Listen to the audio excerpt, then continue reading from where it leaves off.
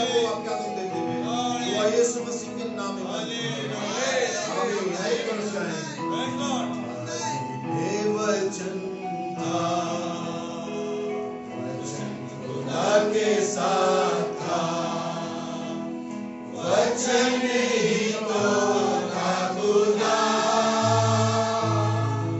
वही वचन देहधारी हुआ, मनुष्य के बीच में रहा।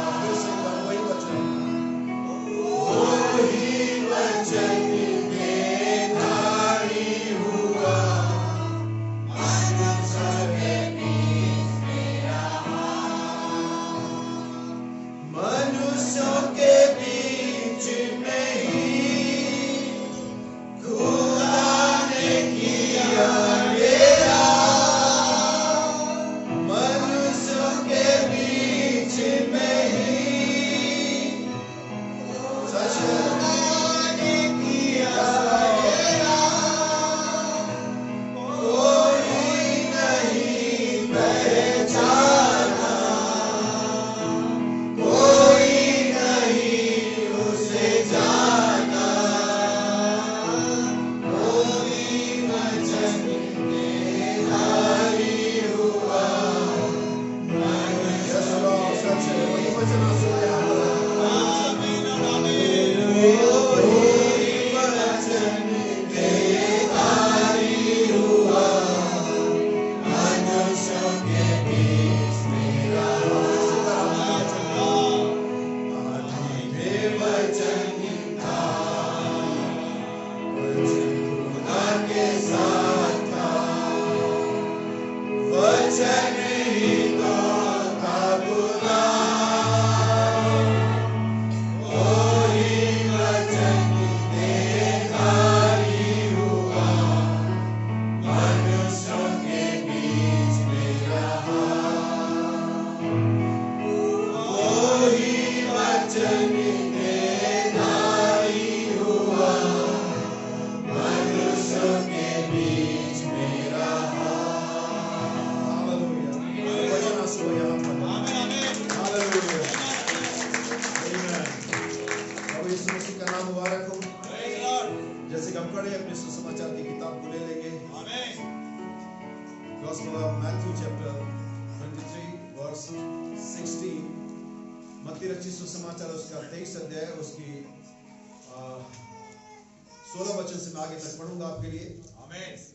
Gospel of Saint Matthew chapter 23 verse 16। मत्ती रचित सुसमाचार उसका 23 अध्याय उसकी 16वीं आयत से मैं आपके लिए पढ़ूंगा। ध्यान से सुने। हे अंधे को तुम पर हाय, जो कहते हो कि यदि कोई मंदिर की शपथ खाए तो कुछ नहीं, परंतु यदि कोई मंदिर के सोने की सौगंध खाए तो उससे बंध जाएगा। हे मूर्खों और अंधों, कौन बड़ा है, सोना या वो मंदिर जिसे सोना पवित्र होता है। के पढ़ेगा बच्चे पुरों से बैठ सकते हैं। बात वासिल है। Praise the Lord. Yeshu Masih के नाम को हम धन्यवाद देंगे अपनी ताली के साथ। हालेलुया। प्रभु का धन्यवाद आपकी सेवा के लिए और आप सभी के लिए यहाँ पर है, और जो सभी बात में इसे देखेंगे प्रभु यीशु मसीह उनसे इस वचन के द्वारा जो सुबह प्रचारा जाएगा बातें करें, और हम विश्वास करते हैं कि पिछले सप्ताह के प्रभु ने हमसे बातें करी। हालेलुया। कितने लोगों को संदेश समझ में आया, कितने लोगों ने उसको स्वीकार किया, उसका आनंद मनाया। हालेलुया। हमने पिछले हफ्ते उस पर कितना रिवीजन किया और आपने उसके बारे में कितना सोचा, लेकिन मैंने उसके बारे में रिवीजन किया और मैंने सोचा क्या इतना ही था जितना मैंने प्रचार किया है, उससे भी ज्यादा था, और फिर मैंने पाया तो बहुत ज्यादा था आगे। और अगर मैं फिर उसी सब्जेक्ट करूं तो फिर ये हफ्ता हो जाएगा और शायद हम उसे खत्म नहीं कर पाएंगे। और तब जब ये गीत मेरे दिमाग में आता कि जब जिस हमने अभी आखिर में गाया कि आदि में वचन था, तब मैं वचन की आयत याद करने लगा।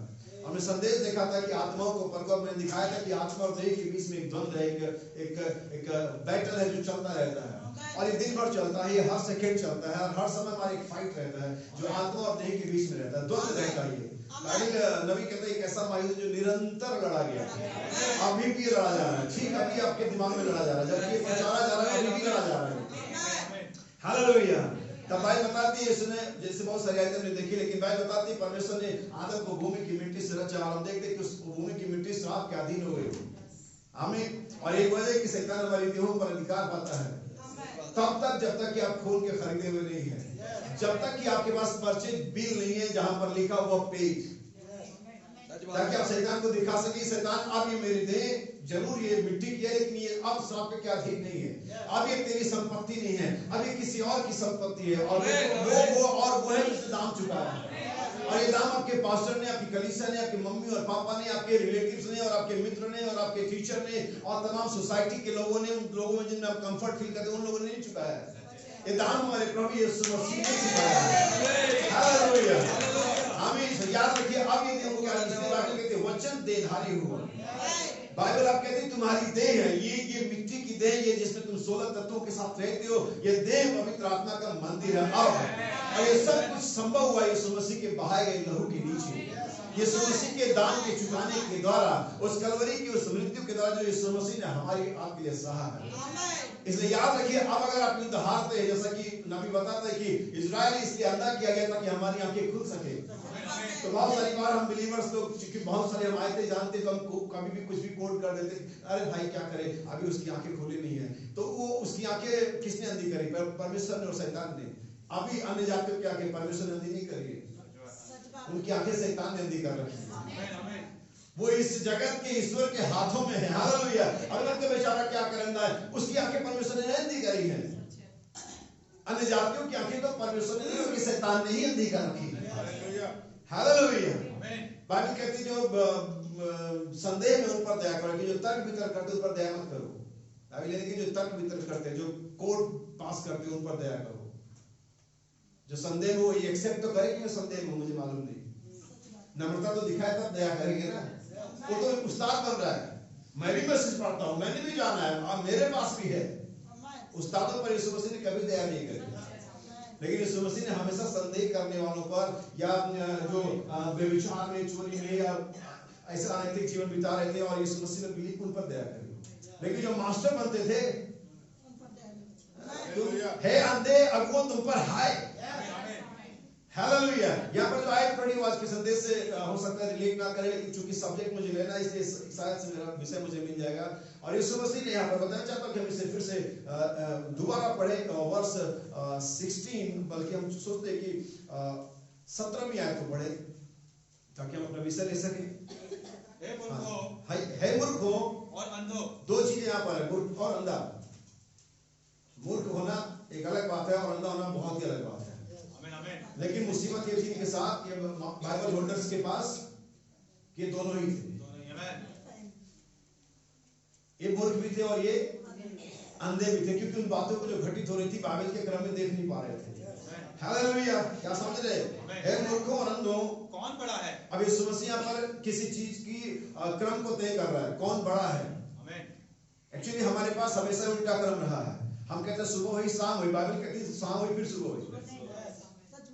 हमने हमेशा उल्टा क्रम लगाया हुआ है। बाइबल कहती है तुम्हारी सोच में मेरी सोच में जमीन और आसमान का अंतर है। बाइबल कहती है जिससे संसार बुद्धिमानी कहता है, परमेश्वर से मूर्खता कहता है। बाइबल कहती है जिससे संसार मूर्खता कहता है, परमेश्वर से बुद्धिमानी कहता है। हालेलुया। बाइबल कहती है मूर्खता के सुसमाचार के द्वारा उसने हम विश्वास करने वालों को बचा लिया।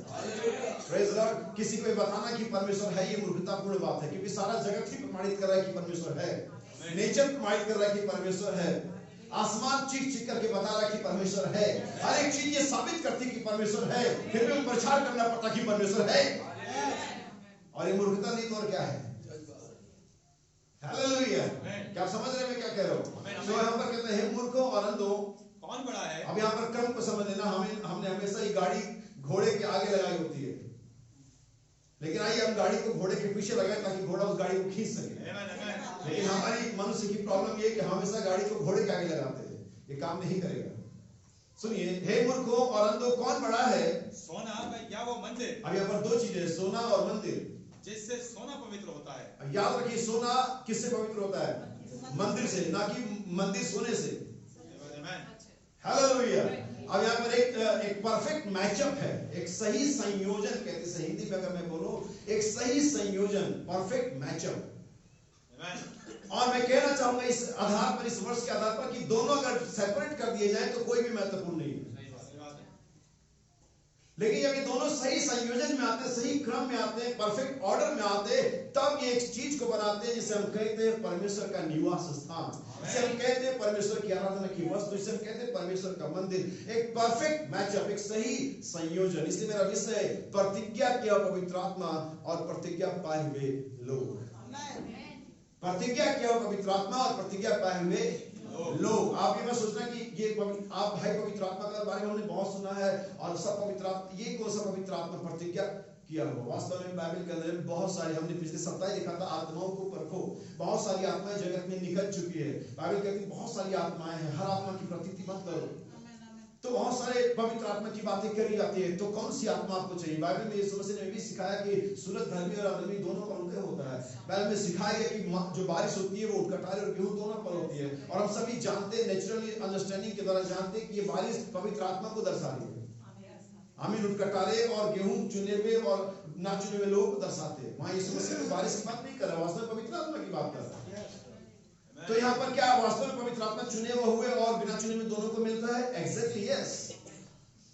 लेकिन ये सही संयोजन नहीं होता है, ये परफेक्ट मैचअप नहीं होता है, वर्क नहीं करेगा। ये परमेश्वर के प्लान को आगे लेकर के नहीं जाएगा। ये तो किसी मनुष्य की इच्छा करेगा, तो किसी मनुष्य को महिमा मंडित करेगा, तो किसी व्यक्ति की लालसाओं को पूरा करेगा। ये सही नहीं होगा जब तक कि प्रतिज्ञा के पवित्र आत्मा प्रतिज्ञा के व्यक्ति को नहीं मिलता। क्या मेरी बात समझ पा रहे हैं? क्या यीशु मसीह ने नहीं कि कोई व्यक्ति रेशम में टाट का पैबंद नहीं लगाता या टाट में रेशम का पैबंद नहीं लगाता? आप टाट में रेशम का पैबंद लगाएंगे? बिल्कुल भी नहीं। अगर आपकी जीन्स है तो उसमें अगर वो फट गई है, आप सिलना चाहते हैं, हालांकि आजकल वो फटी ऑलरेडी आती है, लेकिन फिर भी अगर आप पैबंद लगाना चाहते हैं तो आप उसमें कॉटन नहीं लगाएंगे, आप उसमें जीन्स का ही टुकड़ा लगाएंगे।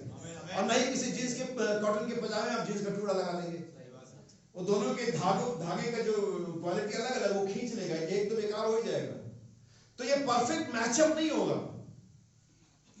एक सही संयोजन होने के लिए जो चीजें एक साथ आती है, एक साथ उनको सही ऑर्डर में आना पड़ेगा। और यही क्रम यीशु मसीह समझा रहे हैं। हे अंधे और मूर्ख और अंधों, ये कौन बड़ा है, सोना या मंदिर? आमीन। उस सोने को हम कहेंगे मनुष्य, या मैं और आप कलीसिया। और वो मंदिर कौन है? या हम उस मंदिर को हम क्या कहेंगे? परमेश्वर की लोग, कलीसिया। और वो सोना पवित्र आत्मा होगा। इस तरह से समझा जा सकता है। इसीलिए मैंने संदेश को दिया कि प्रतिज्ञा किया पवित्र आत्मा और प्रतिज्ञा पाए हुए लोग। मैंने बहुत पहले बात में जब संदेश चर्चा चलता था, मैंने एक प्रचार किया था प्रतिज्ञा में बंधे हुए लोग, और उसी को और आगे लेकर के मैं जाऊंगा। और मैं चाहता हूं कि आप इस प्रतिज्ञा किया पवित्र आत्मा को समझ ले, प्रतिज्ञा किए हुए लोग भी समझ ले। और इसके लिए आपको पढ़ना पड़ेगा इफिसियंस चैप्टर 1 वर्स 13। इफिसियों की पत्री उसका पहला अध्याय उसका 13 वचन है। ध्यान से सुने, ध्यान से पढ़े। अगर आप बाइबल नहीं खोलना चाहते, मिस नहीं करना चाहते और हार्मनी बनाए रखना चाहते, तो बस आप सुने और इसे नोट करें। Ephesians chapter 1 verse 13। और उसी में तुम पर भी जब तुमने सत्य का वचन सुना। कौन सा वचन सुना? सत्य का वचन। वचन बहुत सारे हैं। हेल्थ एंड वेल्थ का वचन बहुत प्रचार हो रहा है आजकल। यूट्यूब पर जाइए और चैनल खोलिए, हेल्थ और वेल्थ का वचन प्रचार होता है। इतना बढ़िया वचन प्रचार करते हैं, सब बाइबल को कोट करते हैं, बाइबल को ऐसा बना देते हैं, बिल्कुल मटेरियल बना देते हो। बाइबल की जिस कोट को हम लेंगे उसी कोट को लेकर बिल्कुल इजी बना देते हो। और लोगों को लगता है हाँ वास्तव में परमेश्वर ने समृद्ध होने के लिए बुलाया। वास्तव में नहीं। असली समृद्धि धन से नहीं आती है। बाइबल कहती नीति वचन पढ़ने वाले जानते हैं कि धर्मी के घर में बहुत आशीष होती है। हो सकता है उसके घर में बहुत सारा अकाउंट बैलेंस ना हो सकता है उसके घर में गाड़ियां ना हो सकता है उसके घर में बहुत सारे बदलने के सूट ना हो, लेकिन तौहीद धर्मी घर में बहुत आशीष होती है। यहोवा के डरवैयों के निवास स्थान पर यहोवा की आशीष होती है। हालेलुया। और ये समृद्धि ये क्या है ये आप जानेंगे, लेकिन यहाँ पर बाइबल के उसी में तुम पर भी जब तुमने प्रतिज्ञा सत्य के वचन को सुना। आज बहुत सारा वचन है, लेकिन हमारा मकसद, हमारा डील परमेश्वर के सच्चे वचन के साथ। सुनिए, जब तुमने सत्य का वचन सुना जो तुम्हारे उद्धार का सुसमाचार है। क्या है ये सत्य का वचन? क्या है? तुम्हारे उद्धार का सुसमाचार है। और जिस पर तुमने विश्वास किया। जिस पर तुमने क्या किया? विश्वास किया। प्रतिज्ञा किए हुए। कब आया ये? यहाँ पर तीन चीजें आ गई, उद्धार का सुसमाचार, सत्य का वचन और विश्वास। आप इन ऑर्डर्स को मिस नहीं कर सकते, स्किप नहीं कर सकते। कभी कभी हम ऑनलाइन फॉर्म भरते हैं तो बहुत सारे मैटर होते हैं, बहुत सारे कॉलम होते हैं, और और चलते चले जाते, कोई छूट जाता है या हम कोई भरना नहीं चाहते, और जैसे हम सबमिट पर जाते हैं वो रेड ब्लिंक आ जाता है, नहीं ये रह गया। बहुत सारे लोग आज अपने आप को सबमिट करते हैं, परमेश्वर को सबमिट कर रहे हैं। बाइबल कहती है शैतान का सामना करेंगे, इसे पढ़ेंगे सबमिट। इससे पहले कि सामना करो, अपने आप को प्रभु के अधीन करो। लेकिन हम आधा आयत कोट करते जो हमारे मतलब का, जो हमें फेवरेट लगा, जिसमें हम थोड़ा सा अच्छा फील करते हैं। शैतान का सामना करो, अच्छा फील हो रहा है ना, इसमें अच्छा फीलिंग आ रहा है। शैतान का सामना करो, तुम्हारे सामने से कितना बढ़िया लग रहा है। लेकिन प्रीवियस वर्ष में जाएंगे, पिछले आयत में जाएंगे, अपने आप को परमेश्वर के अधीन करो, परमेश्वर के अधीन। फिर ये भी नहीं करना पड़ेगा, फिर तो वो भी छोड़ना पड़ेगा, फिर तो ऐसा भी, फिर तो वैसा भी, तो वो थोड़ा अच्छा नहीं लग रहा है, वो थोड़ा अच्छा नहीं लग रहा है। वैसे अधीन करो। अधीन कैसे? हमने किसी के तुम्हारी सुनेंगे? हे नवयुवकों, अपने अगुओं के अधीन रहो। तुम ही वचन पढ़ते हो, खाली हम नहीं पढ़ते। पता नहीं पढ़ते हो, लेकिन ये वचन तुमने पढ़ा नहीं पढ़ा मुझे नहीं मालूम। तुमने बहुत सारा पढ़ लिया, वाला छोड़ दिया, और जब तुम सबमिट पर जाओगे वो रेड ब्लिंक हो जाएगा, वो सबमिट होगा ही नहीं। जब तक सारे के सारे कॉलम नहीं भरे जाएंगे वो सबमिट होगा ही नहीं। जब तुम एक दुनियावी ऑनलाइन फॉर्म सबमिट नहीं कर सकते सारे कॉलम भरे बिना, तो तुम स्वर्ग में कैसे जाने की हिम्मत कर सकते हो? एक्चुअली हम अपने को अच्छा फील कराते हैं, हमें लगता है कि यस बहुत बढ़िया, हम चर्च में आ रहे हैं, हम सारी धार्मिकता पूरी कर रहे हैं, हम स्वर्ग जा रहे हैं। आप बिल्कुल भी नहीं जा रहे हो अगर आप इस बात के लिए सबमिट नहीं कर सकते कि समय से चर्च आ सको।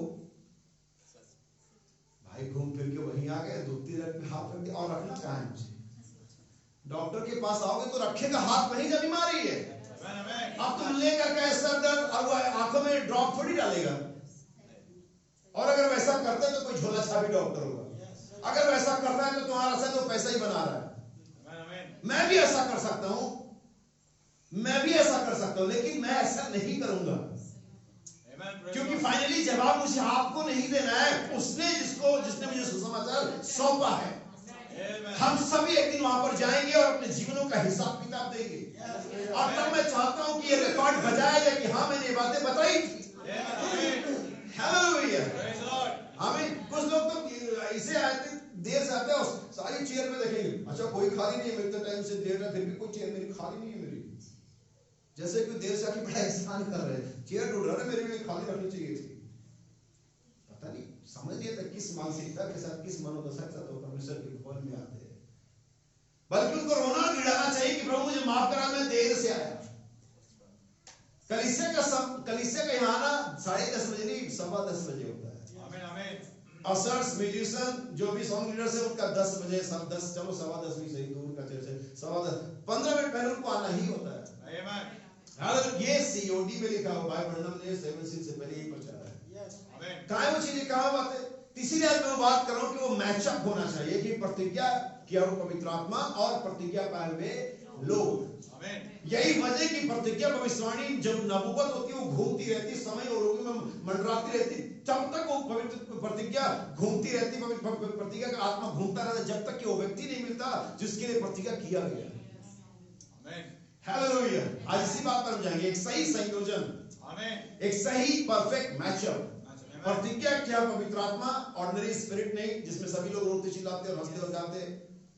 आराधना हो रही तो आप भी आराधना कर रहे हैं। अच्छा बहुत सारे लोग दूसरे के अच्छा कितने लोग दूसरे के घर में रहना पसंद करेंगे और ये नहीं चाहेंगे उनके पास अपना घर हो? कोई है ऐसा जो दूसरे के घर में शामिल होना चाहेगा? कोई है ऐसा जो दूसरे के, अगर आप किसी पार्टी में जा रहे हैं तो किसी घर के लोगों ने या किसी और जानने वालों ने बढ़िया कपड़ा पहन रहा है तो आप नॉर्मल से पहन के चलाएंगे, चलो मेरे साथ वाले तो बढ़िया पहन रखा है। कितने लोग ऐसा चाहेंगे? या ये चाहेंगे कि मेरे पास भी बढ़िया ही हो? और मुसीबत ये कि चर्च में हम दूसरे के आमीन में शामिल हो जाते हैं। अच्छा 3-4 लोगों ने आमीन कह दिया, हो गया, मेरा कौन सा दिखेगा? मेरा 3-4 लोगों ने बोल तो दिया आमीन, हम दूसरे के आमीन में शामिल हो जाते हैं। ऐसे कैसे काम चलेगा? तुम्हारा अपना आमीन किधर है? तुम्हारा अपना फेथ किधर है? तुम्हारा अपना परमेश्वर के साथ कांटेक्ट किधर है? हम दूसरों के आमीन, अरे 3-4 लोगों ने बोल दिया भाई। ये सबसे बड़ी मुसीबत हमारी प्रॉब्लम ये कि हम इतने ज्यादा एजुकेटेड हो गए हैं कि हम परमेश्वर की साधारण सच्चाइयों को भूल गए। हम एकेडमिक हो गए जबकि हमें अपॉस्टलिक होना था। हम शिक्षा के लेवल पर जा रहे हैं परमेश्वर को लेकर के, लेकिन हम परमेश्वर के वचन को शिक्षा के स्तर पर ऊंचा नहीं उठा सकते। हमें परमेश्वर के वचन को आत्मा के स्तर पर उठाना होता है, जहां पर दाऊद जैसा राजा भी अपने कपड़े उतार करके नाच सकता हो, जहां पर डॉक्टर ऑफ डिविनिटी भी डांस कर सकता हो, जहां पर सूट बूट पहने वाला व्यक्ति भी घुटने पर आ सकता हो। हम वो चर्च की कामना करके हम वो चर्च की बात बोल रहे हैं। हम दूसरे काम में शामिल होने के लिए नहीं है यहाँ पर। हम दूसरे के खाने में, दूसरे के कपड़े में, दूसरे के एजुकेशन में, दूसरे घर में शामिल नहीं होना चाहते, लेकिन दूसरे काम में अपना हाथ सेक लेंगे। हमारा आमीन किधर है? हमारा खुद का हाथ उठाना किधर है? हमारा खुद का गीत गाना किधर है? हमें अगर भाई माइक पर गाना बंद कर दे, तो अगर कलीसिया गानी तो 3-4 आवाजें आती कानों में, बस बाकी दूसरों में शामिल हो गए। एक बार गांव में मैंने कहानी सुनाई थी, पर गांव में हैंडपंप और ट्यूबवेल वगैरह नहीं होते थे, तो कुएं का ही पानी पिया जाता था। बहुत पुराने 100-150 साल पीछे की बात होगी। और वो कुएं का पानी, कुआं खोदा गया, वहां पर कुएं का एक तल होता है, जिसे जब उसको फोड़ते हैं आखिरी बार, तब पानी का सोता फूट निकलता है। तो एक रस्म होती है जहाँ पर एक सेरेमनी होती है, लोगों को बुलाया जाता है कि सब आकर के उस समय वहां पर एंजॉय करेंगे सब, और सब लोग अपने अपने घर से एक गिलास दूध लेकर के आएंगे, उस कुएं में डालेंगे। सभी लोग क्या लेकर के आएंगे? सभी लोग अपने घर से एक गिलास दूध लेकर के उस कुएं में, जब ये सेरेमनी होगी, जब कुएं का तल फोड़ा जाएगा, जब पानी सोता निकलेगा, तो सभी लोग एक गिलास दूध लेकर के उसमें डालेंगे। इस तरह से हम परमेश्वर को जो भी है जैसा भी एंजॉय करेंगे। और वहां पर ये अगली सुबह सबको याद है, एक फैमिली अपने घर में बैठे हस्बैंड वाइफ बातें कर रहे थे कि हमारे पास दूध कहाँ से आएगा, हम मुश्किल है वगैरह वगैरह। एक काम करते, हम एक गिलास पानी ले जाएंगे, जब गांव के 100-150 लोग सभी लोग दूध डालेंगे, तो एक गिलास पानी मेरा किधर पता चलेगा? स्मार्ट आइडिया था, बहुत बढ़िया आइडिया भाई। 150 लोग और 150 गिलास दूध और 1 गिलास पानी, 1.5 गिलास दूध में 1 गिलास पानी नहीं पता चलता है। हम 40 रुपए खरीदते। तो सभी लोग, प्रॉब्लम ये थी कि गांव में हर व्यक्ति यही सोच रहा था, दूध आएगा। आज तक दूध नहीं आता कुएं में, पानी आ गया, वरना क्या पता उस दिन से दूध आया होता। लेकिन प्रॉब्लम ये थी कि हर व्यक्ति यही सोच रहा था कि अगर हम 1 गिलास पानी डाल देंगे तो कौन से किसी को पता चलेगा। हमारे साथ सेम प्रॉब्लम है, चर्च में सेम प्रॉब्लम है। अगर मैं जो आमीन नहीं बोलूंगा, मैं जो हाथ नहीं लगा, तो कौन सा? अरे तुम परमेश्वर के लिए हम इसे करते हैं, ना कि मेरे लिए करते हो, ना कि किसी और के लिए करते हो। तुम दूसरे के आमीन में, दूसरे के परिवार में, तुम्हारे किधर है? यही जैसे आए वैसे चले जाओ। हम इन्वॉल्व होने आए हैं, हम एंजॉय करने आए हैं, हम आराधना करने आए हैं। हालेलुया। हम परमेश्वर की प्रशंसा आराधना करने आए, अपने आत्मा, अपने प्राण, अपने देह के साथ। हालेलुया। मेरी आत्मा में बहुत आनंद है। जैसा आत्मा में रहता है वैसे चेहरे पर रिफ्लेक्शन आता है। हमें किसी खुश आदमी को पूछना नहीं पड़ता, बड़े खुश हो, खुद बोलते भाई बड़े खुश लग रहे हो, फोन किया था, मैसेज किया था, मैं खुश हूँ लग रहा है। दुखी का भी इससे क्या बात, बड़े परेशान दिख रहा है। आत्मा में दुखी है ना, चेहरे पर दिखता है। आत्मा में खुश है, चेहरे पर दिखता है। आप कहते प्रभु का धन्यवाद, मैं प्रभु से बड़ा धन्यवाद देता हूँ, मैं प्रभु का धन्यवाद, उसने मेरे लिए बड़ी भलाइयां करी। तो तुम्हारा शरीर में एक रिएक्शन कैसा है? सही हम पढ़े, अगर हम इसी पर रुकेंगे तो हमें बहुत देर हो जाएगी, लेकिन मुझे चीजें कहनी है। आप जान लो, आप लोग अपने साथ धोखा कर रहे हो। सारे कॉलम फिल करो, नहीं तो आपको न्याय के दिन में निराशा मिलेगी। और नबी का संदेश है, कभी समय मिले तो पढ़ लेना, न्याय के समय की निराशा। और नबी कहता है, वहां पर निराश वही लोग होंगे जिन्हें आशा थी, क्योंकि जिन्हें आशा नहीं तो निराश क्यों होंगे? अगर मुझे किसी ने कहा नहीं कि 10,000 रुपए मिलेंगे, और तो मैं क्यों निराश हुआ? मुझे किसी ने कहा नहीं, तो मुझे आशा भी नहीं थी, तो मैं निराश भी नहीं हूँ। जैसे वो चोर जो दूसरी तरफ था, उसने कहा हम तो कर्मों की सजा पा रहे, कोई प्रॉब्लम नहीं, हमें तो एक मिलना ही था, हमने तो किया ही इसी के लायक था। तो दुनिया अन्य जाति और मूर्ति पूजक निराश नहीं होने जा रहा है।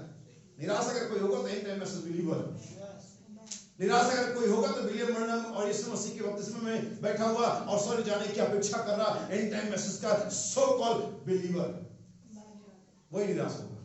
और मैं नहीं चाहता कि न्याय के दिन हमें निराशा हाथ लगे।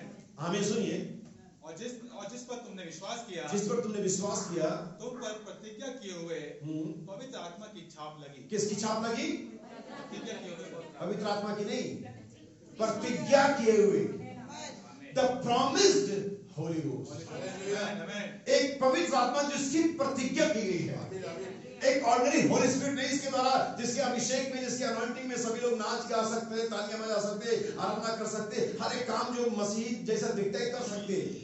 वो पवित्र आत्मा नहीं, वो पवित्र आत्मा जो परमेश्वर का ZOI है, जोई है, जो परमेश्वर का जीवन है।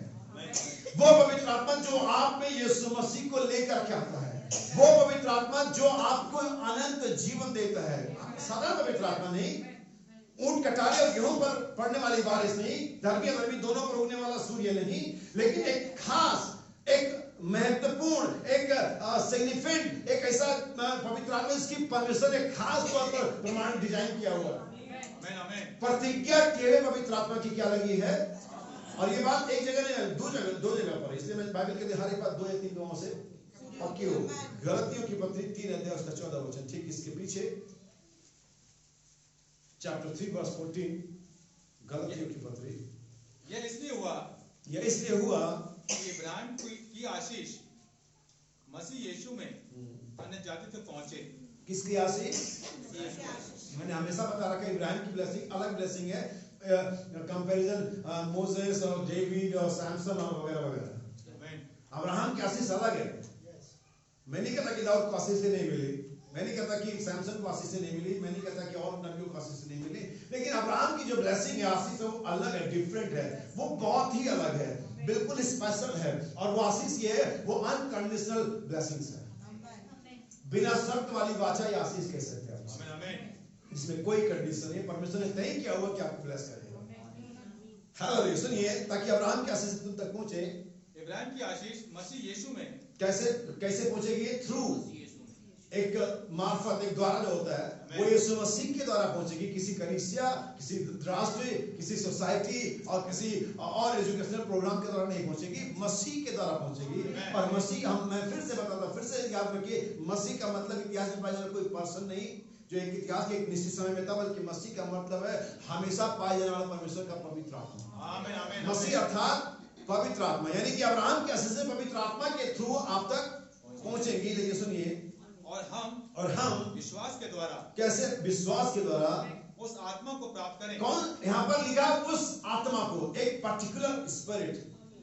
कोई भी ऐसी वैसी, किसी के पास आनंद का आत्मा है, किसी के पास दुख का आत्मा है, किसी के पास प्रार्थना का आत्मा है, किसी के पास कोई आत्मा है, और ये सारी आत्मा की कार्य है। उसी एक आत्मा का एक मैनिफेस्टेशन है, एक एट्रीब्यूट है। जैसे आत्मा के 7 हिस्से, 7 परमेश्वर की 7 आत्माएं, हम सभी बाइबल रीडर एज स्कॉलर हम जानते हैं कि परमेश्वर की 7 आत्माएं नहीं है। परमेश्वर आत्माएं नहीं है, परमेश्वर आत्मा है। लेकिन हम सभी जानते हैं कि उसी एक आत्मा के 7 अलग अलग भाग है या 7 अलग अलग कैरेक्टर है। तो हर एक प्रकार की आत्मा है। किसी को प्रार्थना करने का आत्मा मिला है, किसी को प्रचार करने का आत्मा मिला है, किसी को सहने का आत्मा मिला है, किसी को बदला देने का आत्मा मिला है, हर एक प्रकार। लेकिन बाइबल हम उस आत्मा की बात जो रहे हैं, द होली घोस्ट, पवित्र आत्मा। जैसे यहोवा विटनेस वालों को अगर आप कभी जानते हैं तो उनका मानना है कि यहोवा द गॉड है और जीसस अ गॉड है, उनका ऐसा मानना है। लेकिन हम जानते हैं बाइबल कोई 2 गॉड नहीं है, एक बड़ा परमेश्वर, एक छोटा, कैपिटल ए और स्मॉल ए। ये यहोवा विटनेस समझते, हम नहीं समझते ऐसा। सुनिए आगे, हम विश्वास के द्वारा उस आत्मा को प्राप्त करें, उस आत्मा को प्राप्त करें जिसकी प्रतिज्ञा हुई है। और ये प्रतिज्ञा कहाँ हुई है? योएल नबी की किताब में 2 अध्याय के 28वें वचन के अंदर में, देखो मैं अंत के दिनों में अपना आत्मा हर एक बेटे और बेटी पर उंडेलूंगा। ये सब हम जानते बाइबल के अंदर में, और हमें वही पवित्र आत्मा पाना। और यकीनन जब पहली बार दुनिया में कभी पवित्र आत्मा परमेश्वर ने रिलीज किया तो उस पवित्र आत्मा के उंडेले जाने को योएल 2:28 से ही कनेक्ट किया गया। पतरस ने कहा, हे भाइयों, ये दिन का भी पहला ही पैर है, और ये वो बात नहीं जो तुम सोच रहे हो। कई बार पवित्र आत्मा का अनॉइंटिंग, कई बार पवित्र आत्मा का कार्य इस प्रकार से होता है कि मनुष्य अलग ही अंदाजा लगा लेता है। ये व्यक्ति तो पागल हो गया, अपने आप को पता नहीं क्या समझता है। मैं कुछ नहीं समझता, मैं बस परमेश्वर के वचनों को रख रहा हूं। लेकिन कई बार वो पवित्र आत्मा का कार्य इस प्रकार से होता है कि व्यक्ति अलग अंदाजा लगा लेता है। जैसे उन्होंने अंदाजा लगाया, इन्होंने मदिरा पी रखी है। जब पवित्र आत्मा उन्होंने क्या अंदाजा लगाया? इन्होंने मदिरा पी रखी है। लेकिन पतरस कहता है ऐसा नहीं है। कई बार हमारे पवित्र आत्मा के द्वारा प्रचार को, कई बार पवित्र आत्मा द्वारा किए गए कार्य को, कई बार पवित्र आत्मा के द्वारा किए गए एक्टिविटी को लोग दूसरा ही रूप दे देते हैं। बड़ा धर्मी समझता है, हमें दूसरा ही रूप दे देते हो, लेकिन वचन कहीं ना कहीं उसको आइडेंटिफाई करेगा। ये वो बात नहीं है, ये वो बात है। हालेलुया। सो यहाँ पर मैं 2 आयतें देखी जहां पर दोनों जगह लिखा प्रतिज्ञा की पवित्र आत्मा की, ताकि वो आत्मा प्राप्त है इसकी प्रतिज्ञा की गई है। अब ये कौन लोग हैं जो प्राप्त करेंगे उस आत्मा को? आमीन। यहाँ पर हमने एक चीज क्लियर किया, प्रतिज्ञा किया हुआ पवित्र आत्मा। अब हमें दूसरे पैटर्न पर जाना है, तब हम घटनाओं में जाएंगे, इवेंट्स में जाएंगे कि पिछले दिनों में ऐसा कब हुआ था और आगे जब कभी होगा तो उसे कैसे रिकॉग्नाइज करेंगे। सुनिए इसे, फिर तो काम 13 अध्याय उसका 48 वचन होना चाहिए और इफिसियों 2 उसका 10। Book of Acts chapter 13 verse 48, Ephesians chapter 2 verse 10। यह सुनकर क्या सुनकर? वचन, आमेन, सुसमाचार। आमेन। जैसा कि इफिसियों की पत्री में पौलुस ने कहा, तुमने जब सुना सत्य का वचन, और यहाँ पर चेले सत्य का वचन सुना रहे थे, किसे? अन्य जातियों को। यह सुनकर, क्या सुनकर के? परमेश्वर के वचन को सुनकर के, उस पवित्र आत्मा के अंदर प्रचार किए गए सुसमाचार को सुन करके, यह सुनकर अन्य जाति आनंदित हुए। क्यों आनंदित हुए अन्य जाति? क्योंकि यहूदियों की आंखें तो बंद थी। अभी आप जब सीन नहीं देख सकते तो आप आनंद कैसे मनाएंगे? क्योंकि आप तो सीन देख नहीं सकते, लेकिन जो देखेगा वो तो आनंद मना सकता है। अब अंधा व्यक्ति नैनीताल जाए, स्विट्जरलैंड जाए, रेगिस्तान जाए, कोई फर्क नहीं पड़ता उसको, वो किधर भी जा सकता है, लेकिन कोई आनंद नहीं होगा। तो ऐसे इजरायली थे, वही यहूदी थे, उनके लिए उसे समझ आ कोई मायने नहीं थे, लेकिन बाइबल कहती है सुन करके अन्य जातियां आनंद, क्योंकि वो देख पा रहे थे। हाल सुनिए आगे, आनंदित हुए और परमेश्वर की वचन की बड़ाई। प्रचारक नहीं है वहां पर, पतरस की बड़ाई नहीं हो रही है, स्तिफनुस की, वो तो शायद पहले वहां पर मर चुका है, और फिलिप्पुस की बड़ाई नहीं हो रही, लेकिन ये प्रचारक ने तो प्रचार किया, लेकिन क्या प्रचार किया? परमेश्वर का वचन। यह सुन करके अन्य जातियां आनंदित हुई, और उन्हें एक सही पॉइंट पकड़ा। देखो मेरे भाई, अन्य जातियों ने एक बात में उस दिन से उनके पास सही ऑब्जर्वेशन था। उन्होंने ये नहीं कहा वाह पीटर क्या प्रीच करता है, लेकिन उन्होंने कहा पीटर क्या प्रीच करता है। समझे नहीं? समझे नहीं? वाह पीटर क्या प्रीच करता है, पीटर क्या प्रीच करता है। समझे तो ठीक है, नहीं समझे तो कोई बात नहीं। सुनिए आगे, और परमेश्वर के वचन की बड़ाई करने लगे और जितने यहाँ पर एक निश्चित कैटेगरी है। ऐसा नहीं है कि सब, ऐसा नहीं है कि सब, लेकिन जितने। हमने देखा कि पवित्र आत्मा हर तरह का पवित्र आत्मा नहीं, हर तरह की अनॉइंटिंग नहीं, हर तरह का पवित्र आत्मा के द्वारा किया गया कार्य नहीं, जितने, हर एक व्यक्ति नहीं, सब लोग नहीं, जितने। क्या? सुनिए, और जितने अनंत जीवन के लिए, यानी कि सुना सबने, लेकिन ठहरे सब नहीं गए थे। हालेलुया। वहां पर कुछ ही लोग थे जो अनंत जीवन के लिए ठहराए गए थे, जबकि वहां पर जो मस्जिद की उठा जो भीड़ थी वो ज्यादा थी, लेकिन उस भीड़ में चुने हुए लोग थोड़े थे। उस भीड़ में परमेश्वर के ने जिनके लिए प्रतिज्ञा किया वे लोग थोड़े थे। क्या आप समझ पा रहे हैं? तो इसका मतलब जब परमेश्वर सर्वशक्तिमान सर्वव्यापी परमेश्वर है, वो सब कुछ पहले से जानता है। हालेलुया। प्रतिज्ञा पवित्र आत्मा को जानता है, और लोगों को जिनके लिए इसकी प्रतिज्ञा की गई है। जब योएल नबी ने भविष्यवाणी करी, देखो परमेश्वर अपना आत्मा, देखो मैं अपनी आत्मा अपने हर एक बेटे और बेटियों पर उन्हें लूंगा। इट मींस ना सिर्फ पवित्र आत्मा को समझता था परमेश्वर, जानता था कि कौन सा पवित्र आत्मा, बल्कि उन बेटे और बेटियों को भी जानता था जो इसे पाएंगे। क्या देख पा रहे हैं? वहां पर एक चीज की प्रतिज्ञा है कि पवित्र आत्मा, पवित्र आत्मा, पवित्र आत्मा प्रतिज्ञा, लेकिन वहां पर वे लोग भी थे जिनको ये मिलेगा, और हम ये सब नहीं थे, बेटे और बेटियां। यही वजह कि मलाकी 4 पर सभी लोग विश्वास नहीं करते कि बाइबल कहती है कि पुत्रों का मन पिताओं की ओर फेरेगा। अगर आप पुत्र नहीं तभी आपका मन फिराया जा सकता है।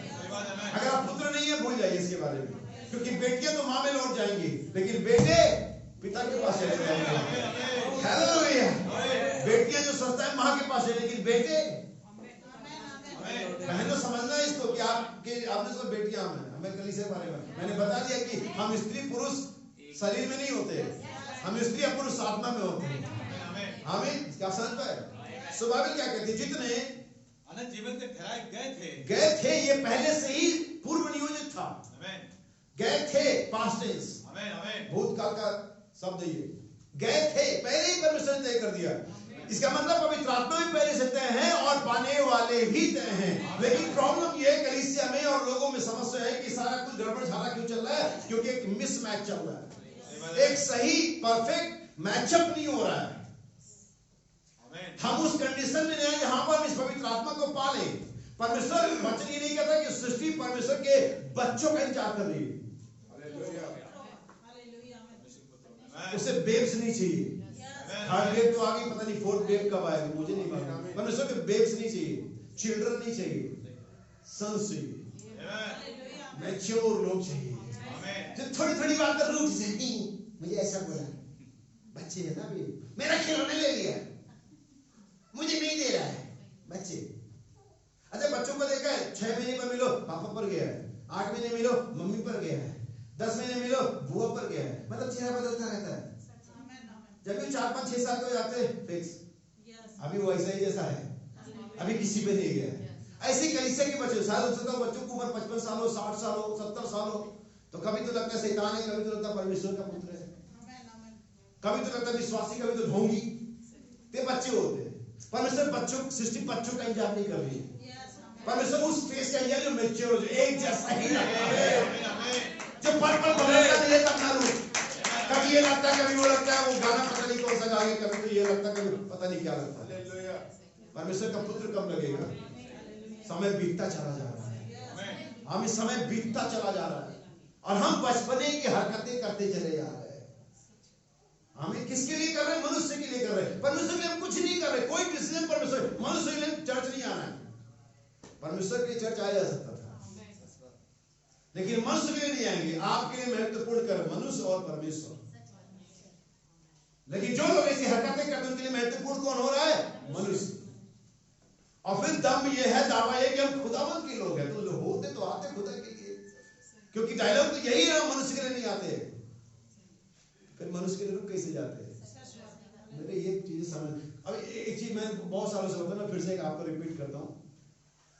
जब भी कोई मैसेज में आता है, जब भी किसी का बपतिस्मा हो, जब भी कोई प्रभु को ग्रहण कर ले, तभी कोई एक गवाही नहीं देता कि चलो उस भाई ने, पास्टर ने बड़ा मेहनत किया, वो व्यक्ति मसीह में आ गया।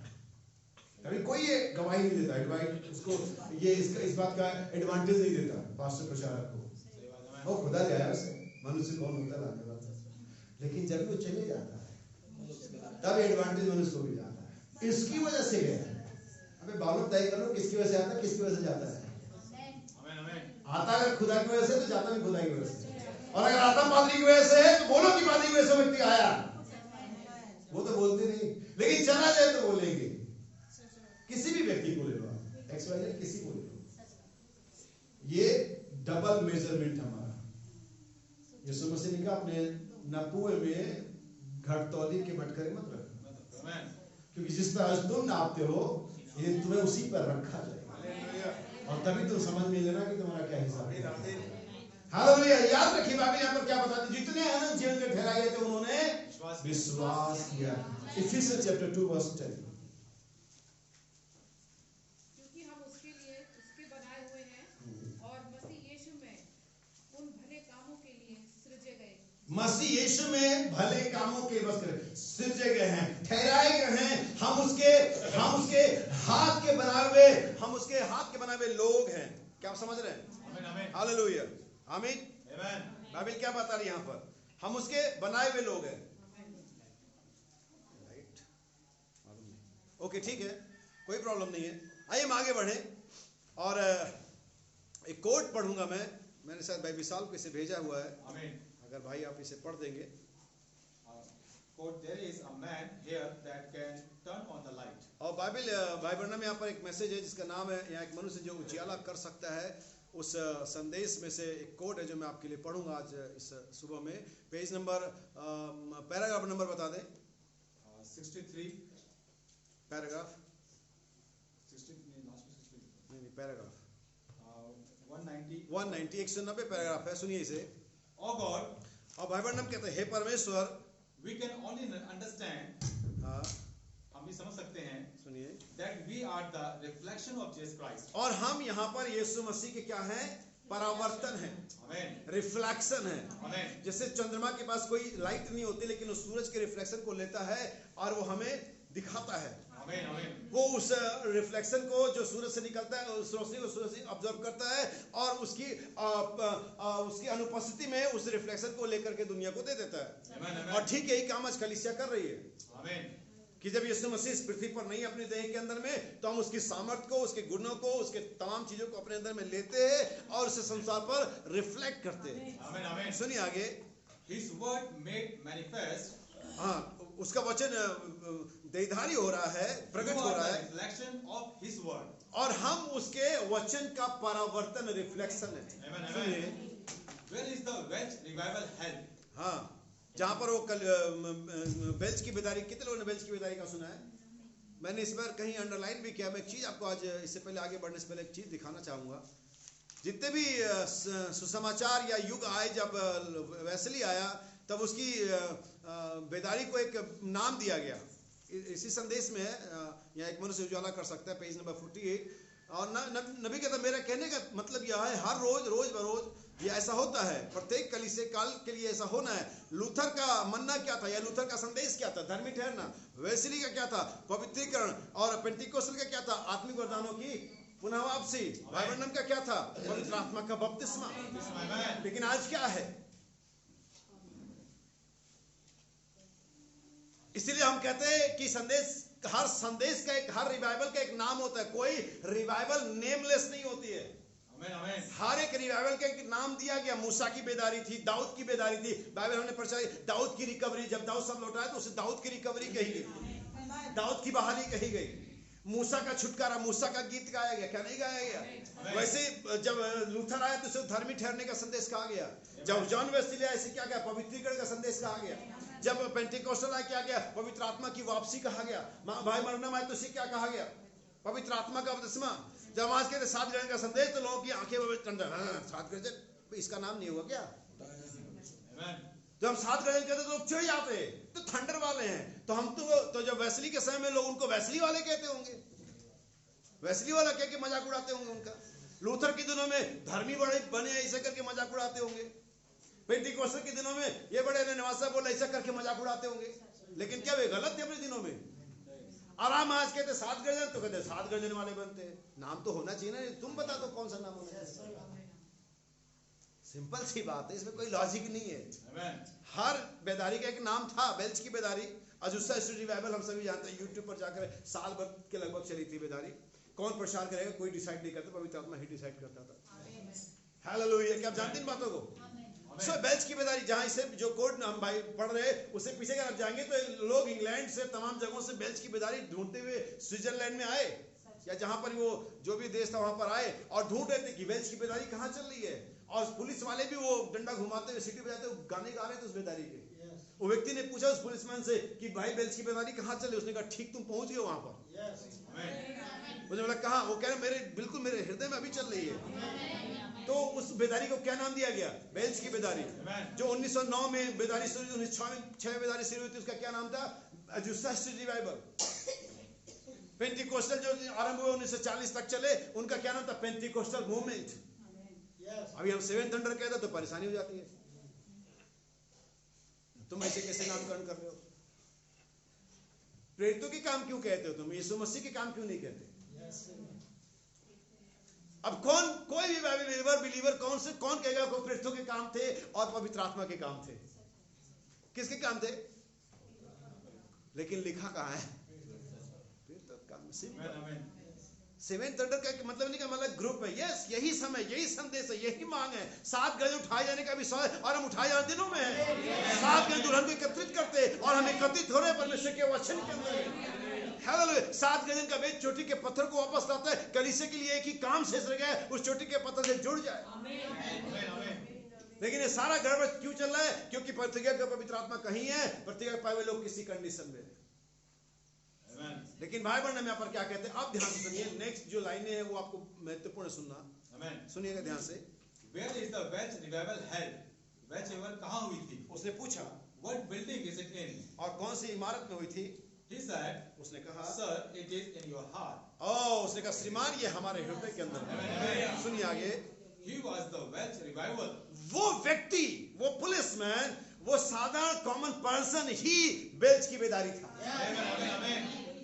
साधारण की बेदारी किधर चल रही है? हल्द्वानी में चल रही है, पंजाब में चल रही है, मुंबई में चल रही है और अमेरिका में चल, नहीं मालूम, ठीक यहाँ चल रही है, ठीक मेरे हृदय में चल रही है। I am the seventh thunder revival.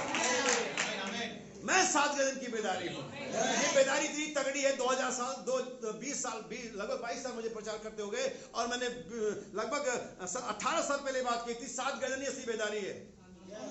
कैसे? अब लोग बड़े बड़े प्रचारक इसको कोट कर रहे हैं।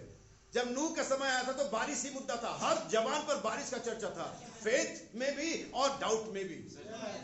फेथफुल लोग बेदारी जो नूह था वो कहते बारिश होगी, और जो अनबिलीवर तो कहता है बारिश होगी। Keyword rain.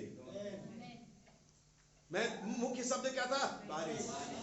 अभी मुख्य शब्द हम कहते हैं सेवन थंडर, बेदारी यीशु मसीह की। मेरे समझ 7 गर्जन उठा जाना विश्वास देते, ये हमारा 7 गर्जन, हमारा क्या दूसरे के ओ गर्जन वाले, कीवर्ड थंडर। मुख्य शब्द क्या है? गर्जना है। चाहे विश्वास के द्वारा प्रचार करो और चाहे अविश्वास के लिए प्रचार करो। जब प्रेरितों के दिनों में आया था बेदारी मस्जिद यीशु मसीह के कामों की, तो कीवर्ड यीशु मसीह था। वो यीशु मसीह के नाम में कर रहे थे और वो कह रहे थे यीशु मसीह के नाम में मत करना।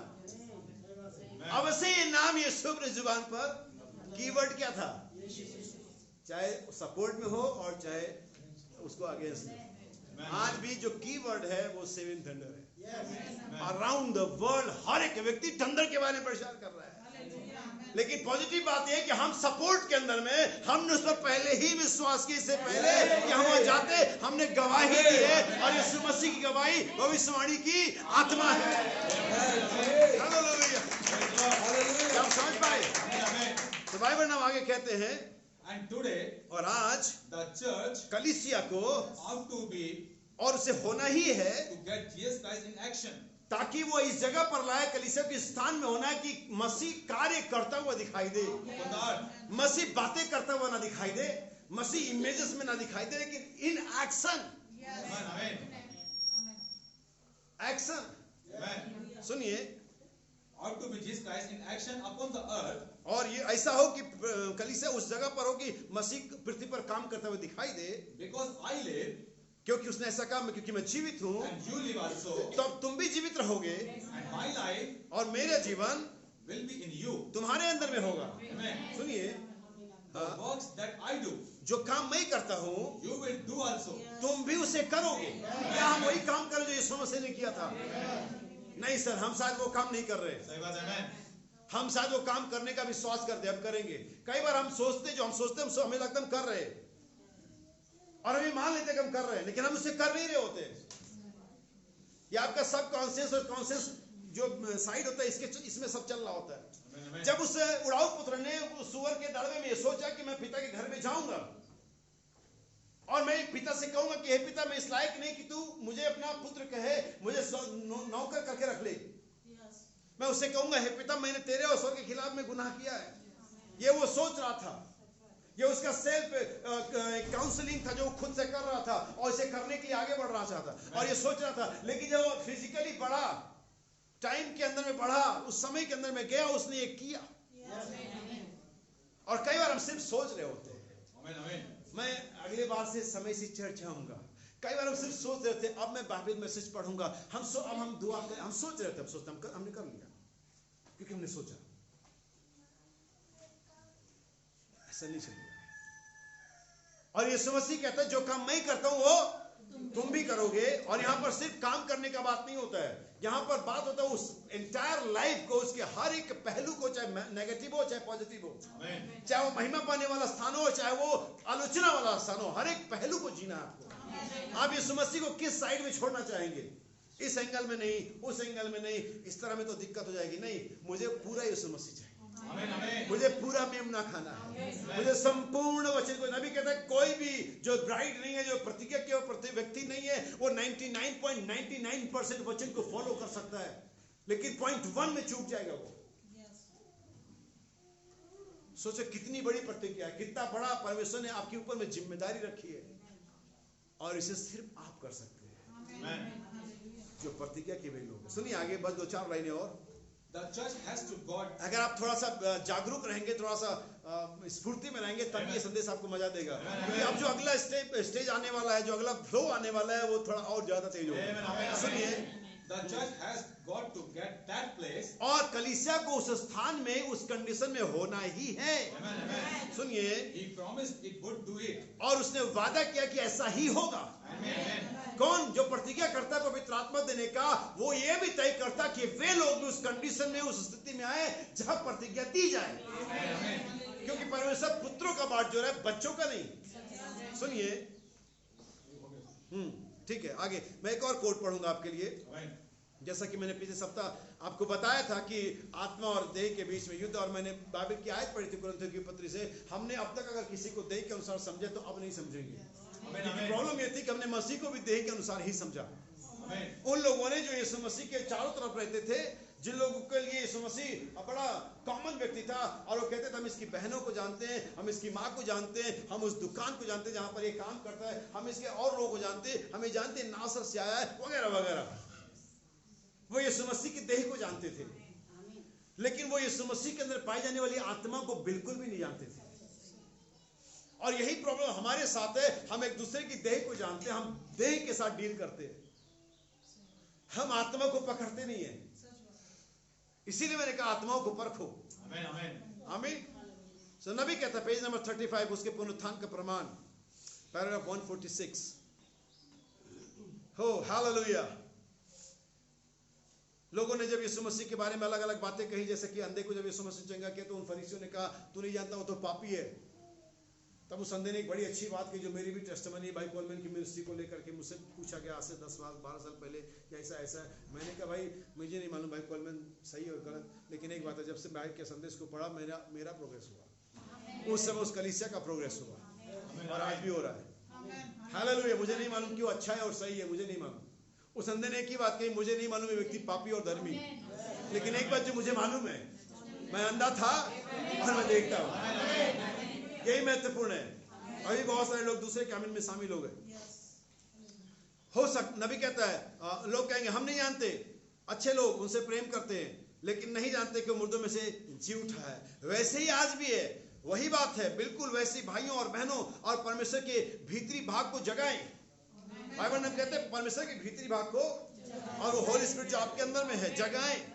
लोग ये नहीं जानते कि मुर्दों में से जी उठा है, वो मरा नहीं, वो जीवित है, और वो भेष बदल करके चला गया और उन्हें एक मनुष्य के रूप में दिखा। दिव्य प्रेम भेष बदल करके आया। आप बादल भी कह सकते हो, लेकिन वो भेष बदलना ज्यादा सही रहेगा। सो बाइबल के नबी कहता है, हो सकता है कि वो आपके पड़ोसी के रूप में दिखाई दे। कौन? वही यीशु मसीह, सेम जीसस। नबी कहता है हो सकता है वो आपको पड़ोसी के रूप में दिखाई दे, हो सकता है वो आपको एक सेवक के रूप में दिखाई दे। लेकिन हमारी प्रॉब्लम क्या है, हम उस लंबे दाढ़ी वाले, लंबे चोंगे वाले और लंबी बालों वाले और बागा पहने यीशु मसीह का वेट करें। हमारे दिमाग में वही बसा हुआ है। हमें ये नहीं लगता कि यीशु मसीह भी टाई लगा सकता है, हमें ये नहीं लगता कि यीशु मसीह जूते पहन सकता है जो आजकल हम पहनते हैं। हमें लगता है यीशु मसीह तो वही है भाई, वो वाला यीशु मसीह जो दिमाग में आपके फिट है, वो तो कलवरी पर मर गया, और पिता के सामने उसकी देह आज भी हमारे लिए, उनके लिए जो पश्चाताप करते बलिदान के रूप में पड़ी हुई है। दिव्य प्रेम भेष बदल करके आया, बादल बन करके आया, या कोट पहन करके आया, या फ्लाइटों में सफर कर रहा है, मुझे नहीं मालूम, लेकिन फिलहाल भेष बदल दिया। अब जिस नबी के वो लोग बात करते हैं, उसी नबी ने कहा हो सकता है आपको पड़ोसी के रूप में दिखाई दे, हो सकता है एक सेवक के रूप में दिखाई दे, हो सकता है कि आपके माँ के रूप में दिखाई दे। मसीह आपको लोगों में दिखाई देगा, क्योंकि आत्माओं को परखो। मसीह वही होली स्पिरिट, वही जीवन, वही सामर्थ, वही पावर जो मसीह में था, वही अब लोगों में आया है। आप जानते पेट्रो के काम की कलीसिया में उस समय के बुद्धिमान लोगों की सबसे बड़ी प्रॉब्लम क्या थी? उन्होंने सारे रास्ते चेक किए, उन्होंने सारे क्लू चेक किए, उन्होंने कहा हमने यीशु को मारा, हमने यूहन्ना को मारा। प्रॉब्लम यह है कि काम अभी भी जारी है। क्या आप समझे? उन्होंने कहा हमने यीशु को भी मार दिया हमने, लेकिन अभी भी काम वो समझ नहीं पाए कि वही पवित्र आत्मा जो यीशु मसीह में था, जो गसमनी के बाग में यीशु मसीह को छोड़ के चला गया था, वही पवित्र आत्मा पेंटेकोस्त के दिन फिर वापस आ गया। अभी वही यीशु मसीह, वही पवित्र आत्मा, वही सामर्थ अभी चेलों में काम कर रही थी। मुर्दे फिर जीवित हो रहे थे, लंगड़े फिर चल रहे थे, अंधे फिर देख रहे थे। तो क्या जब वही यीशु मसीह फिर आएगा तो नबी कहता हूं पड़ोसी के रूप में, सेवक के रूप में, माँ के रूप में दिखाई देगा। मसीह आपको लोगों में दिखाई देगा। कहां दिखाई देगा? लोगों में। और हम लोगों को ही फायर कर रहे हैं, लोगों को ही फायर कर रहे हैं। ये तो तुम तो ऐसे हो, तुमने तो ऐसा किया। तुम किससे बात करो? देह से और आत्मा से। अपनी रणनीति बदलो लड़ने की, नहीं तो हार जाओगे। क्योंकि मेरी बाइबल मुझे साफ साफ सिखाते हैं हमारा युद्ध देहों के साथ नहीं है, लेकिन हम लड़े पड़े हैं देह के साथ। हालेलुया। हमारा युद्ध देह के साथ नहीं, हमारा युद्ध आत्माओं के साथ है, अंधकार की शक्तियों के साथ है, उन इंटाइसिंग स्पिरिट के साथ है, उन भरमाने वाली आत्माओं के साथ है। हालेलुया। मसीह आपको लोगों में दिखाई देगा, दिखाई देता है। हर एक से ठीक बर्ताव करे। नबी कहता हर एक से ठीक बर्ताव करे। आमीन आमीन। हालेलुया। नबी एक और बात किसी संदेश में कहता है कि पवित्र आत्मा किसी से बिहेव और किसी से मिसबिहेव नहीं करता। सही बात है। एक से बिहेव करता, दूसरे से मिसबिहेव करता, ऐसा पवित्र आत्मा नहीं करता। आमीन आमीन। हालेलुया। आमीन। अच्छा, बहुत सारी बार आपको लोगों को या आप लोगों को देखते होंगे, लोग आपको देखते होंगे, आप मुझे देख के मैं आपको देखूं, हमारा नजरिया बन जाता है। जैसे भाई बर्नम के साथ एक प्रॉब्लम थी, भाई बर्नम के साथ नहीं थी एक्चुअली, भाई बर्नम ऐसे थे, लेकिन लोगों को इसके लिए प्रॉब्लम थी। भाई बर्नम से बाकी लोग पेंटिकोस्टल के नाम कहते थे, आप तो जब देखो पेंटिकोस्टलों के साथ ही चिपके रहते। क्या कहते थे? कौन लोग थे ये थे मेथोडिस्ट, बैप्टिस्ट, कैथोलिक। और भी प्रॉब्लम ये नहीं थी, जो सेंटेंस गलत था। उन लोगों का सेंटेंस गलत था कि जब देखो आप पेंटिकोस्टल के साथ क्या रहते हैं, चिपके रहते हैं। सेंटेंस गलत था। सही सेंटेंस ये था कि पेंटिकोस्टल लोग उन्हें बुलाते थे, लेकिन हमने अपने दिमाग से गलत सेंटेंस बना लिया और उसी पर चल रहे हैं। भाई लोग आप तो उन्हीं के साथ रहते हैं क्योंकि तुम बुलाते ही नहीं हो। तुम्हारा सेंटेंस गलत है। प्रॉब्लम मेरे साथ नहीं, बाइबल के साथ नहीं थी, प्रॉब्लम तुम्हारे साथ थी। तुमने कभी कहा भाई लोग हमारे साथ घूमने चले? भाई ने कभी मना किया तुमको? भाई बना मत तो पेंटिकोस्टल, भाई बना वही तो खुला द्वार है। सेंटेंस गलत है, सोच गलत है, और हम उसको बदलने को तैयार नहीं है, क्योंकि हम अपने मन में सोचते हम सही है। ऐसा नहीं है। हमें उकाब की तरह ऊपर जाकर के देखना पड़ता है, तब चीजें चारों तरफ दिखती है। अगर आप समांतर बैठे हुए, समतल बैठे हुए, तो आपको एक ही या दो एंगल दिखेगा, तीसरा चौथा एंगल आपको नहीं दिखेगा। लेकिन जब ऊपर जाएंगे आपको सारे एंगल दिखेंगे। सवाल हर एक के साथ बेहतर व्यवहार करे, कृपालु बने, मित्रवत बने, प्रेमी बने। मसीह व्यक्ति में है। Christ in a person। आप फाइंड आउट करो पर्सन कौन सा है, क्योंकि मसीह आत्मा है। हालेलुया। मसीह तुम्हारे अंदर महिमा की आशा है, और जैसे एक साथ चलते लोग तुम्हें दिखाई देने लगते हैं। तुम एक कृपालु व्यक्ति आपके साथ बात करना आरंभ करता है, उसकी सुनो। तुम नहीं जानते, हो सकता है यीशु आपसे बातें कर रहा है। आप सोचते हो भाई है, वो बहन हो, ऐसा वैसा नहीं हो सकता कि मसीह उसमें से आपको कोई एडवाइस दे रहा हो, कोई सही निर्णय दे रहा हो, कोई सही सलाह दे रहा हो। मित्र बने रहे, सही बर्ताव करें, कृपालु बने, प्रेमी बने रहे, हर बात में एक दूसरे की भलाई ढूंढे। आमीन। सो बाइबल में यहाँ पे कहते हैं वास्तव में मसीह एक व्यक्ति में है। आमीन। देखो मैं तुम्हारे साथ रहूंगा, मैं तुम में रहूंगा। जब तक तुम इसे करते हो तुम मेरे लिए करते हो, जब तुम एक दूसरे के लिए करते हो तुम इसे मेरे लिए करते हो। हालेलुया। क्या और आगे बढ़े? आइए वापस जाएं अपने मूल विषय पर, जहां हमने पढ़ा था भक्ति का सुसमाचार 23 अध्याय 16, बल्कि 16 को हम स्किप कर देंगे, 17 वचन को पढ़ेंगे। हालेलुया। ध्यान सुनिएगा, आपको वापस अपने संदेश पर आ रहा हूं। हे मूर्खों और अंधों, कौन बड़ा है? कौन बड़ा है? सोना या वह मंदिर जिससे सोना पवित्र होता है। ध्यान दिए, यहाँ पर दो चीजें, सोना और मंदिर। और यीशु मसीह कहता है कि कौन बड़ा है। वो सोना अगर कहीं और रहे तो पवित्र नहीं होगा।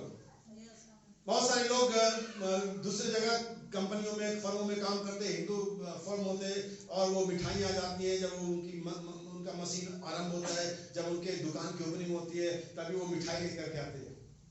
और वो मिठाई वही वाली मिठाई होती है जिसे आप भी 440 रुपए का खरीद के लाते, और वो भी 440 रुपए सेम दुकान से आती, सेम चीज से बनी हुई है। लेकिन जब वो दुकान खुल जाता है, जब वो किसी ओपनिंग हो जाती है, जब वो किसी मंदिर के आगे चढ़ा दिया जाता है, तभी वो मिठाई हानिकारक हो जाती है। सही बात है। वही मिठाई आप खरीद के लाओ, 4 लोग और बैठ करके भाई लोग आराम से खाएंगे, क्या भाई छेना टोस्ट, मजा आ गया। लेकिन वही छेना टोस्ट अगर मंदिर के थ्रू होकर के आ जाए, एकदम बेकार। अब उस छेना टोस्ट में प्रॉब्लम नहीं है, वो कैसे किधर से होकर के आए। यहाँ सोने के साथ प्रॉब्लम ये है कि सोना तो बहुत बढ़िया है, बहुत मूल्यवान है, बहुत कीमती धातु है, लेकिन अभी मंदिर में है और नहीं है। प्रॉब्लम यहाँ पर ये नहीं है कि ये सोना कितना मूल्यवान है, प्रॉब्लम ये है कि मंदिर में है और नहीं है। अगर ये मंदिर में नहीं जाते ये पवित्र नहीं होगा। अगर ये मंदिर में नहीं जाते ये एक्सेप्ट नहीं किया जाएगा। यानी कि उसको पवित्र होने के लिए मंदिर में जाना जरूरी है। अब यहाँ पर मैं अपना जो विचार लेकर के आ रहा हूं, यहाँ पर विचार ये है कि वो प्रतिज्ञा के पवित्र आत्मा और प्रतिज्ञा पाए हुए लोग एक साथ जब तक नहीं आएंगे, ये डायनामिक कलीसिया काम नहीं करेगी, आगे नहीं बढ़ेगी। हो सकता है कि बस सच्चाई का संदेश हो, कोई प्रॉब्लम नहीं। हो सकता है सच्चे लोग, कोई प्रॉब्लम नहीं, लेकिन दोनों को मिलना है। दोनों को क्या करना है? मिलना है। मैं आपको एग्जांपल देता हूं। जब यीशु परमेश्वर ने अब्राहम से कहा, तेरा वंश 400 सालों के लिए गुलामी में रहेगा, और 400 सालों के बाद मैं अपनी बड़ाई भुजा से उनको मिस्र से क्या करूंगा, बल्कि ये भी कहा कि उनको दंड भी दूंगा। और जब परमेश्वर ने बात कही तो ये एक प्रॉमिस था, एक प्रतिज्ञा थी। लेकिन याद रखिए, उस प्रतिज्ञा के समय ही परमेश्वर के पास मूसा नाम का एक व्यक्ति था। 400 साल पीछे ही परमेश्वर के पास मूसा नाम का व्यक्ति था। परमेश्वर ने 400 सालों पहले ही मूसा को जान लिया था, क्योंकि जब उसने प्रतिज्ञा करी और कहा कि मैं छुड़ा लाऊंगा, तभी उसने मूसा को बारे में सोचा। जब परमेश्वर ने जगत को पाप में जाते हुए देखा, आदम हव्वा को गिरते हुए देखा, और जब उसने हम सबको पाप में जाते, तभी उसने यीशु मसीह को देखा कि मैं यीशु मसीह के रूप में दुनिया के लिए कुर्बानी दूंगा। ध्यान देना, जब डैनियल इससे पहले कि वहां पर आता, परमेश्वर डैनियल के बारे में जानता था।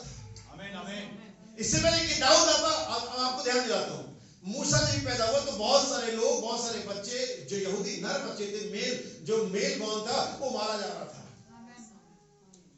लेकिन क्या ये सारे यहूदी नहीं थे जो सारे बच्चे मारे जा रहे थे? क्या मूसा अलग और अनोखा यहूदी नर बच्चा था? अगर सरसरी तौर पे देखें तो नहीं। मूसा भी शेष यहूदी नर बच्चों के जैसा ही था, जैसे और शेष यहूदी नर बच्चे थे वहां पर।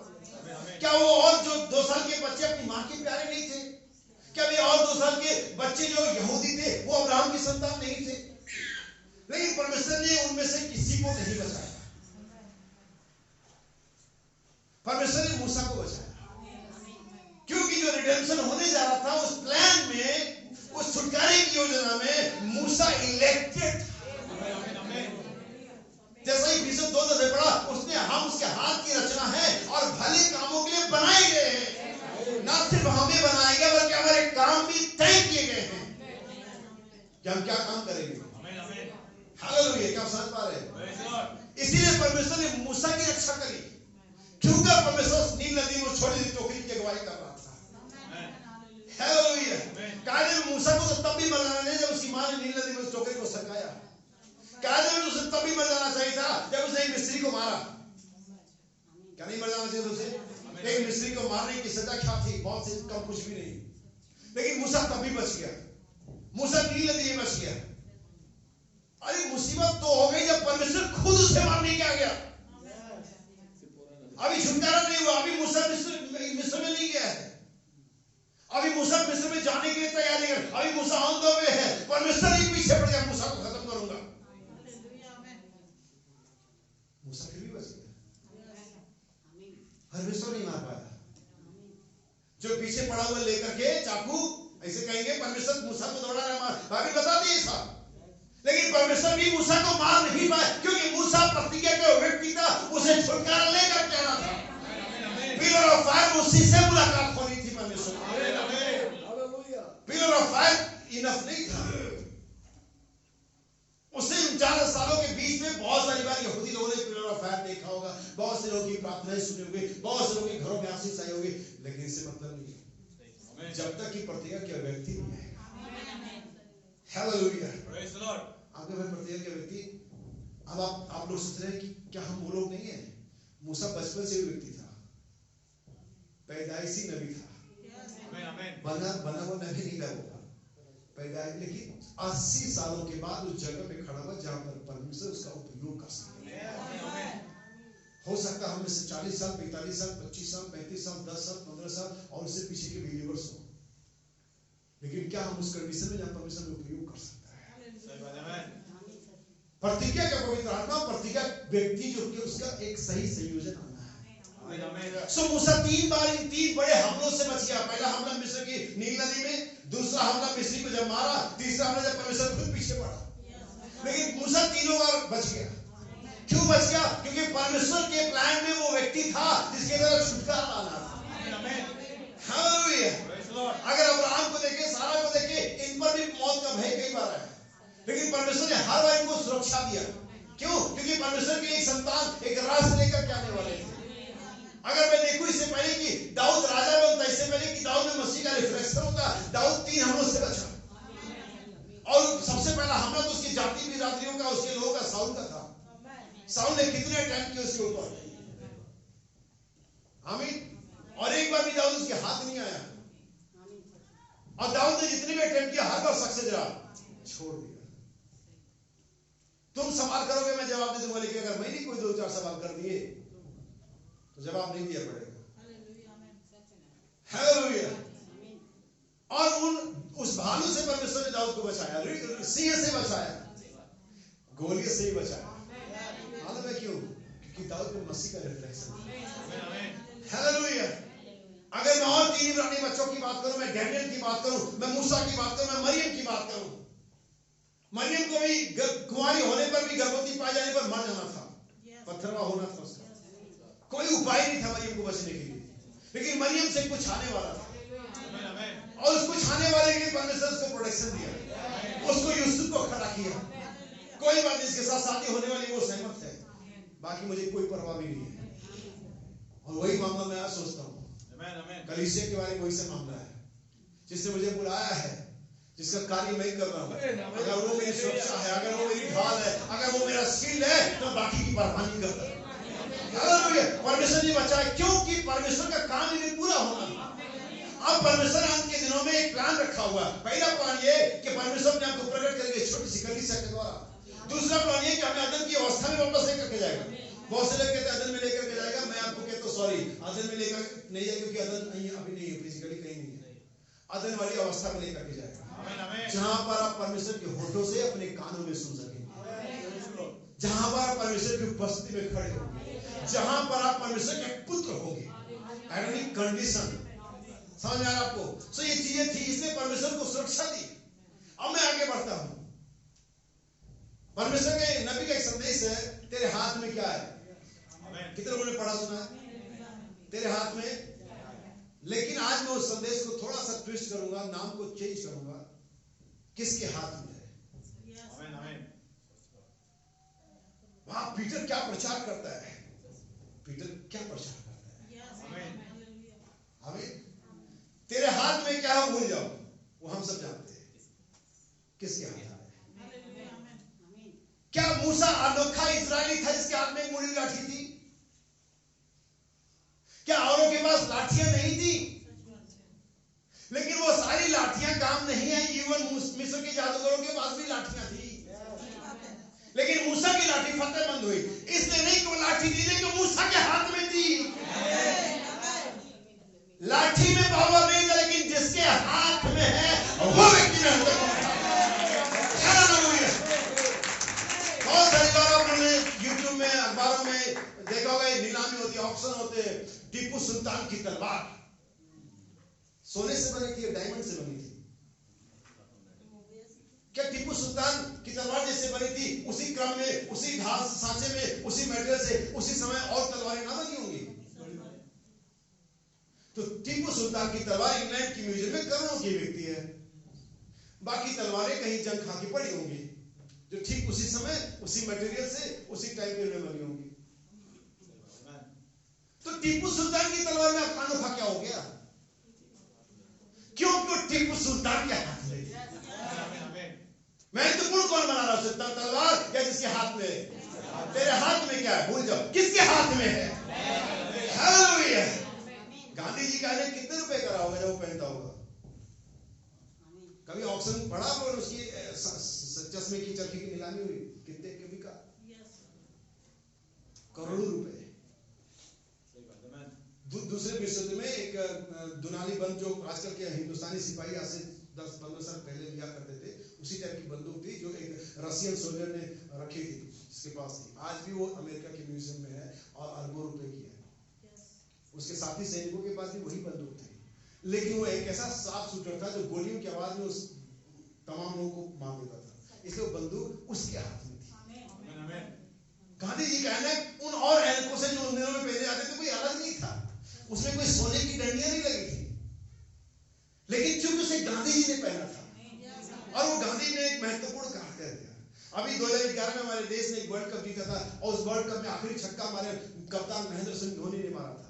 वो कीमत जब महेंद्र सिंह धोनी ने बैट खरीदा होगा तो 10,000 से 15,000 20,000 की रही होगी, लेकिन जानते उस मिलियनर का तो कितने करोड़ों रुपए का। उसी तरह क्या उससे महंगे और बैट्स खेले गए होंगे, लोगों ने इस्तेमाल किए होंगे, लेकिन वो काम की नहीं। तो वो बैट में ऐसा क्या हो गया? तो महत्वपूर्ण क्या था? बैट और जिसने इस्तेमाल किया। ऐनक नहीं महत्वपूर्ण है, गांधी महत्वपूर्ण है। टीपू सुल्तान की तलवार नहीं महत्वपूर्ण, महाराणा प्रताप का भाला भी ले सकते हैं आप, भाले तुम दिन मोह भी रहे होंगे। सिर्फ मैं इतना कहना चाह रहा हूं कि लाठी नहीं किसके हाथ में। क्या संभव है कि एक अकेला व्यक्ति था जो उन दिनों में बैलों को पहनने से चलाता था? क्या और यहूदियों घर में जिनके पास बैल के जोड़े जो हाथ उनके पास पहने ना रहा होगा? लेकिन सवाल वो पहना किसके हाथ में है? वो महत्वपूर्ण है ना कि वो पहना किसके हाथ में। वो पहना औरों के हाथ में कि जब एक समगर नाम के व्यक्ति उस पहने को उठाया, जब ये सैमसन गिर गया तो हम लोग गधे के जबड़े बहुत सारे होंगे और हो सकता है सैमसन के बाद ही बहुत सारे यहूदियों ने ट्राई किया हो कि मैं भी गधे का जबड़ा उठाता हूं और मैं भी फलस्तीन को मारूंगा, और एक के टाइम में वो खुद मारे गए होंगे। बात ये नहीं कि गधे का जबड़ा, बात है गधे का जबड़ा किसके हाथ में है। बात ये नहीं कि तेरे हाथ में क्या है, बात है कि तेरा हाथ कौन सा है। क्या समझ पा रहे हैं? इसीलिए आज मिसमैच चल रहा है। परफेक्ट जब मैचअप आएगा, जब प्रत्येक पवित्र आत्मा आएगा, प्रत्येक में लोग आएंगे, तब ये काम करेगा। तब कलीसिया में अंधे देखेंगे, मुर्दे जीवित होंगे, लंगड़े चलेंगे, हर आशय काम किया जाएगा। जब एक सही संयोजन तब उस अवस्था में आएंगे जहां पर आप परमेश्वर के वचन को ले सकते हैं। नबी का ध्यान सुनना, मैं कुछ चीजें बताऊंगा आपको, उसके बाद हम आगे जाएंगे। नबी कहता है वो गोफन को चलाने वाले और भी लोग रहे होंगे जिनके पास गोफन नहीं होगी, लेकिन एक दाऊद छोटा सा बच्चा ही 14 साल का लड़का, गालों में लाली झलक रही है, लेकिन जब वो गोफन उसके हाथ में गए, गोफन है करके आप जीत नहीं जाएंगे, लाठी है करके जीत नहीं जाएंगे, पैना है करके जीतने, मैंने भी गले का जबड़ा उठा लिया, जीत नहीं जाएंगे। आपको इसलिए चुना हुआ होना चाहिए। पूरे इजराइल के 40 साल की यात्रा में एक ही मन्ना बरसा था। कोई यहाँ पर मूसा और यहोशू की अलग कैटेगरी, हारून की अलग कैटेगरी, यासूब की अलग कैटेगरी, शेषशाई की अलग कैटेगरी नहीं थी। सेम एक ही मन्ना बरसा था, लेकिन उसी मन्ने को खा करके या तो कालेब कहता जैसा ताकत पहली था जब मैं बाहर आया मिस्र से, वैसा आज भी है। लेकिन तो उसी मन्ने को खा के लोग कहते हम इससे उगता गए हैं। वही मन्ना जो एक्स्ट्रा बटोरे इतने सड़ जाता था कि जब वही मन्ना परमेश्वर की उपस्थिति में जाता था। आज Methodist, Baptist, Catholic, सोकल believer, Christian और 7 गढ़ने वाले और 14 गढ़ने वाले और 6 गढ़ने वाले, सबके पास यही बाइबल है, सबके पास यही मैसेज है। फर्क ये नहीं पड़ता कि उनके पास ही मैसेज है, फर्क है किसके पास मैसेज है। क्या जिसके पास वो मैसेज है वो व्यक्ति चुना हुआ है? क्या वो व्यक्ति सही कंडीशन में, क्या उसने नया जन्म पाया, क्या वो परमेश्वर की ओर से तब ये काम करेगा। हालेलुया।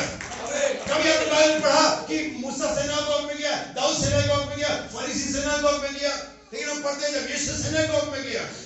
हाथ में बाइबल दी गई।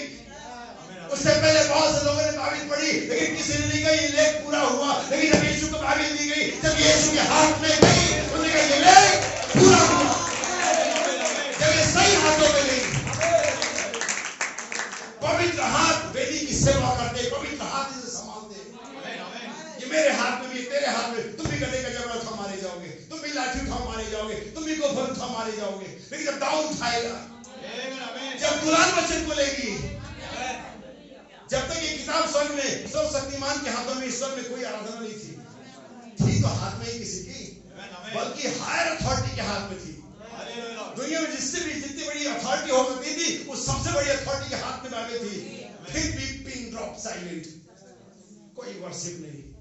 लेकिन जब उस हाथ से मेमने के हाथ में गई, वही सेम बाइबल, वही सेम वसीयतनामा जब उस सर्वशक्तिमान के हाथों से मेमने के हाथ में गई, बाइबल के स्वर्ग में, पृथ्वी पर, पृथ्वी के नीचे हर तरफ आराधना होने लगी। हर व्यक्ति गीत करने लगा, और जो शिकार में बैठा है और पवित्र मेमना सारी आदत, महिमा और धन्यवाद की योग्य है। बाइबल में हाथ चेंज हुए, किताब नहीं चेंज हुई।